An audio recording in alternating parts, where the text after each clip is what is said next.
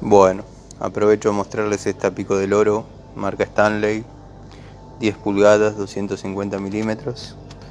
Había un muchacho que me comentó que si yo digo que esto es mejor que Bahco, no sé nada de herramientas. Le respondo que está equivocado. Conozco mucho de herramientas, trabajé con pico del oro Bahco, la Bahco 224, que es la equivalente a esta, digamos, y verdaderamente me cansé de apretarme los dedos porque se zafan.